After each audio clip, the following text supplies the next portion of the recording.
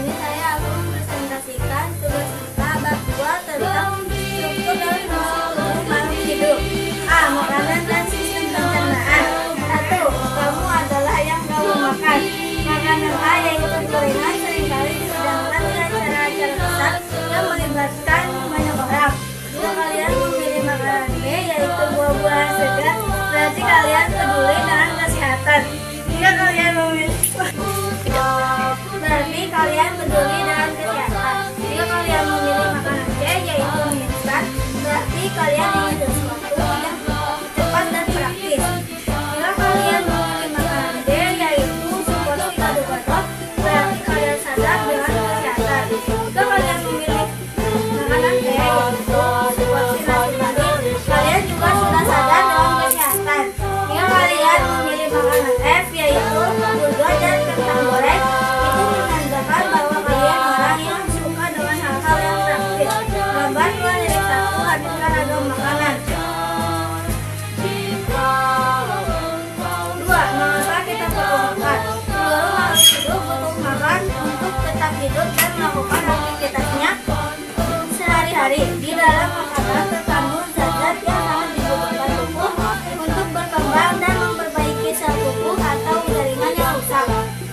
Di dalam makanan terkandung sumber energi serta sumber penyusun tubuh kita. Ketika makanan diubah menjadi energi yang dilepaskan diukur dalam satuan kalori. Setiap orang membutuhkan asupan kalori yang berbeda setiap harinya sesuai dengan kebutuhannya.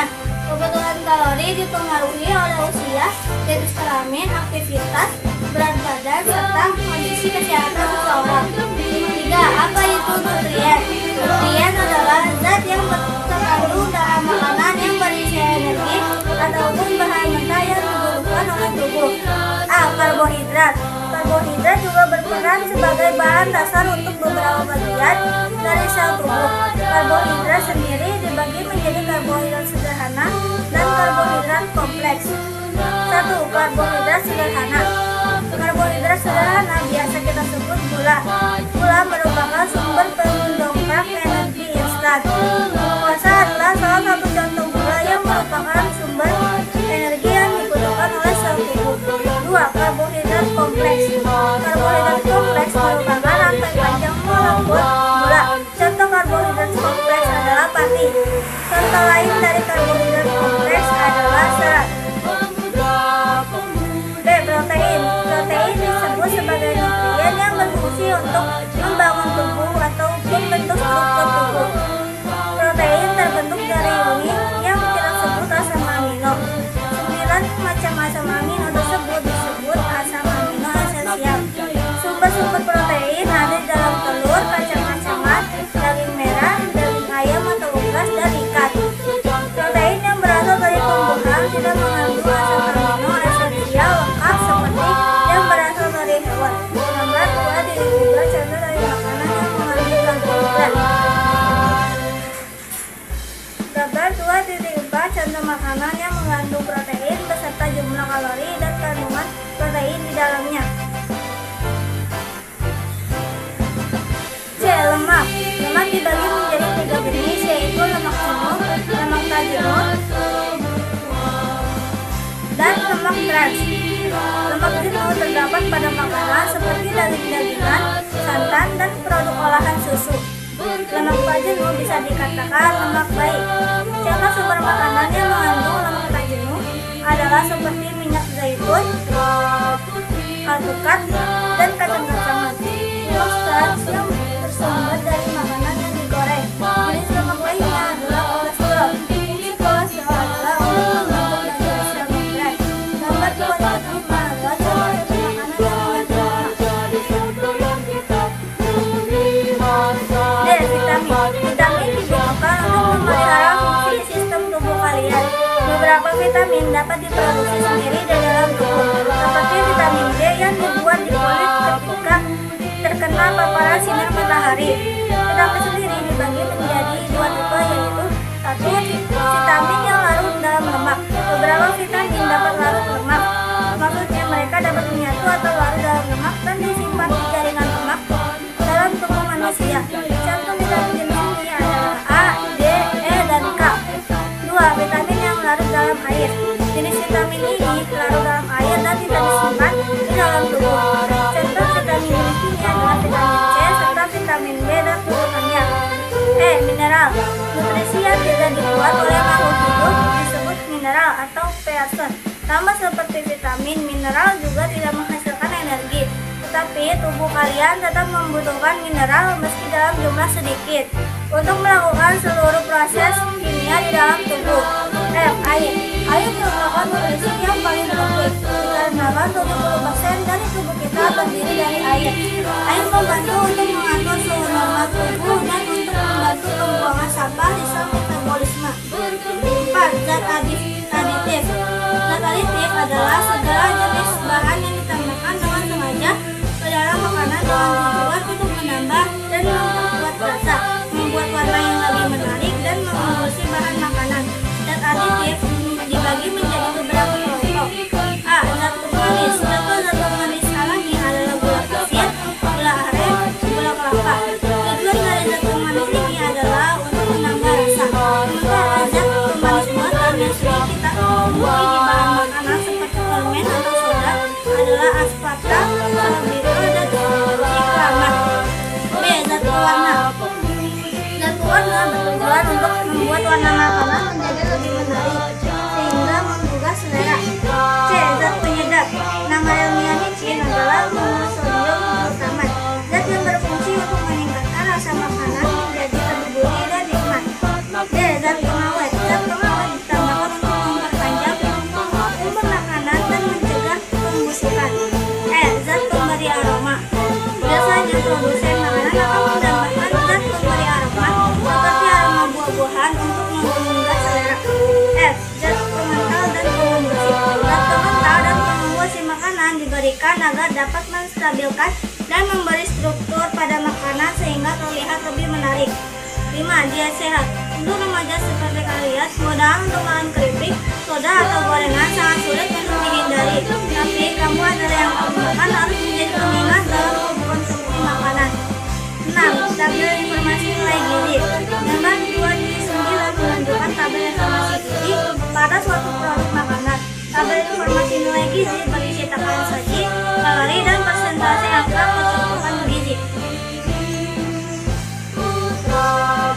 7. Sistem pencernaan. Organ-organ yang berada dalam sistem pencernaan dikelompokkan menjadi 3 bagian besar berdasarkan fungsinya: pencernaan, penyerapan, dan pembuangan.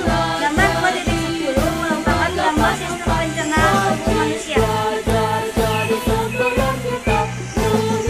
A. Pencernaan adalah suatu proses ketika makanan yang kalian makan dipecah menjadi nutrisi yang kecil.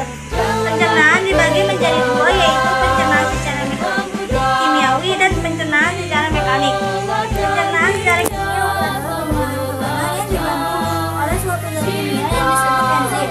Sementara pencernaan mekanik adalah proses pemecahan makanan menjadi bentuk yang lebih kecil. B. Penyerapan dan pembuangan. Proses penyerapan terjadi setelah pencernaan. Proses penyerapan makanan menjadi di dalam usus halus. Sementara usus besar mengirim masuk sisa makanan yang tidak diserap untuk kemudian dibuang. 8. Sosial dan organ pencernaan. A. Mulut. Di dalam mulut terjadi proses pencernaan secara kimia dan kimiawi. B. Esofagus. Makanan akan masuk ke dalam esofagus, yaitu suatu saluran berotot yang menghubungkan antara mulut dengan lambung. C. Lambung. Setelah makanan masuk ke lambung, terjadilah pencernaan secara mekanik dan kimiawi. Pencernaan secara mekanik dilakukan oleh otot halus yang melapisi dinding lambung, sedangkan pencernaan secara kimiawi dibantu oleh cairan pencernaan. D. Usus halus. Ketika sampai ke dalam usus halus, makanan kembali dicerna secara kimiawi. Proses penyerapan